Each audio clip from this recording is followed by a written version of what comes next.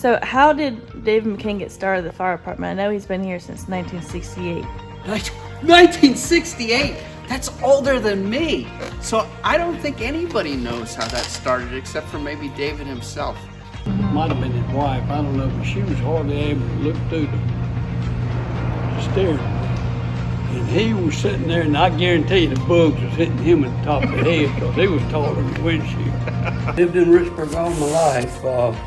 My father came over to this area in 1932, and he ran a grocery store, old country store there in Richburg, and that's where I was raised. And lived in Edgemore probably 2 years right after I got married before I found my house down here. Richburg changed from when you were born to now. Oh, it's the town itself hadn't changed that much. Right surrounding has changed drastically. When the interstate came through, they got a good water system from Chester, Fort Long to Chester to supply their water source. It opened this area to public water. The sewer came through. The town of Richburg got a grant to run it through there, and so it really blossomed. What was the highest rank that you got in the fire department? I was assistant chief. And how long have you been with Richburg Fire Department? I joined in February of 1968. Okay. Now, can you tell me a little bit about that, how you joined? And You'd have to know some of these people, but I want to hear some stories. Mr. C.I. Weaver was the chief, and he was Mr. Weaver. That's all you can say about him. And I asked him about joining the fire department. He said, "I don't need any D truck drivers." Oh, wow. And I said, "Well, I don't want to drive your D truck." Right. And he said, "Okay, you can be a member." So that's how I really joined. And I remember hadn't been long after that somebody reported a grass fire over on 223, and they called me. And so I had to call Ms. Nichols and ask her could I drive the truck. What is one of the greatest memories that you have being in the fire service for so long? One of the big fires we had, the elementary school at Great Falls caught on fire. Oh, and wow. This was in 1976. And we were going from here to Great Falls, and we had that old GMC, Right. our first fire truck. And we met the mule train. It was going around the United States, and they stopped over here at the middle school and camped for the night. But wow. And so we had to cut off the siren and go back 5 miles an hour when we were going about the mules. Right. But we went down there and we hooked that old GMC up to the water fire hydrants down there, and that thing pumped for about 10 hours down there. Oh. With everybody here, all the new members, and Chief and T and Mike, how have you evolved your relationship with them? Because they've been here for quite some time too, and they see you as the person to look up to at times. Well, I've known most of them all their lives. When I first came in the fire department, he was the one that took me around, showed me how the trucks all work. He was the person that the fire department depended upon to communicate with the newer people coming in. David has been that person that's the go-between from the older generation to the younger generation. T. Melton, Assistant Chief. So David McCain has been a big part of this unit for a long time. What got him started? He started when the fire department was actually created. He was one of the original members. We have 2 of the original members still around, and he helped kind of build the department and grow it into what it is now. And that's kind of how I got to know David, is being around my dad and hanging around the fire department, and watched him while I was a kid kind of grow with the fire department, and seen him go from being just a firefighter to a first responder to a fire marshal. So kind of seen David progress through the whole thing. So. I heard he used to drive a Volkswagen Beetle to calls. Does he still do that, or is he? He occasionally will respond in that Volkswagen. And kind of a neat story about that. He hit 500,000 miles on his car running a call, and he hit it right when he was passing the house I used to live in. And they did a newspaper story about that car. And yeah, it's kind of an interesting car to see responding to a fire call. But he had his little dash light and little lights in the back window, and you can see the Volkswagen coming down the road. The biggest thing that you take away from David is he shows you how you should treat others and how you should care about others, and putting others in front of yourself. So.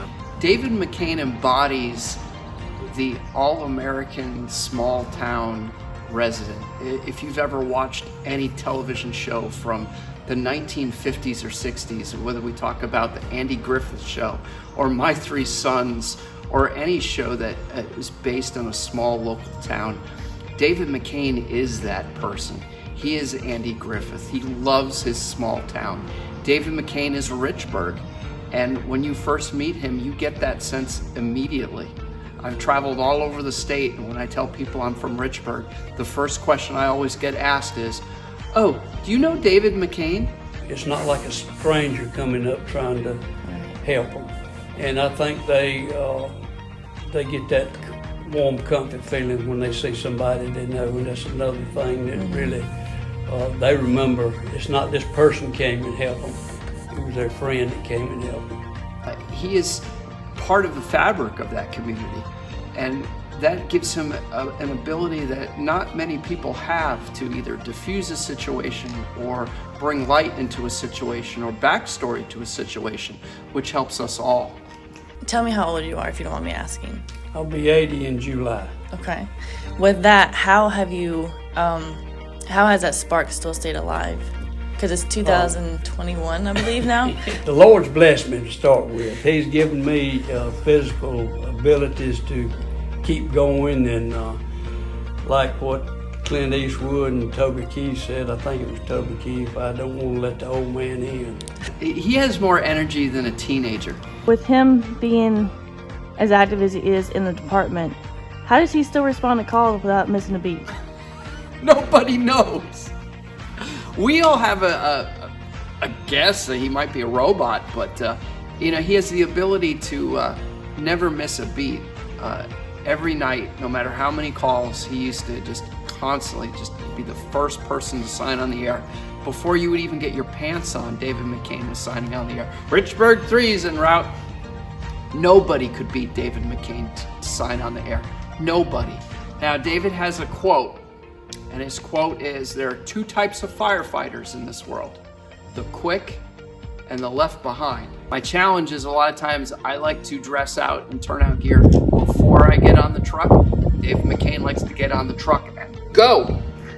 So there have been many situations where I have been 1 foot in a boot, saying, "David, wait for me," and the truck leaves the station.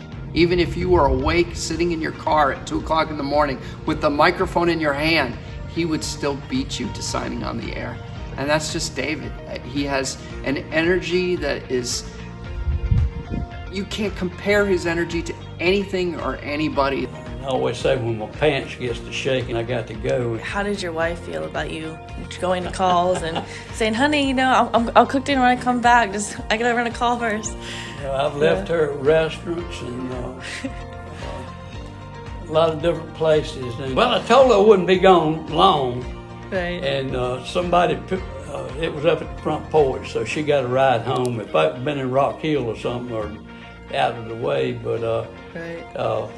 I remember one time I was up at a mother's house. We had Christmas meal, and we had a house fire over on the Cook Road. And I left, and when I got back, they'd packed everything up. Didn't even pack me a little old goodie bag. So it's been going on a long time. And What would you change or what would you not change about Richburg Fire Department, and since you've been in it for so long?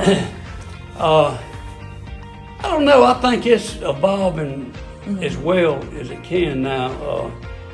We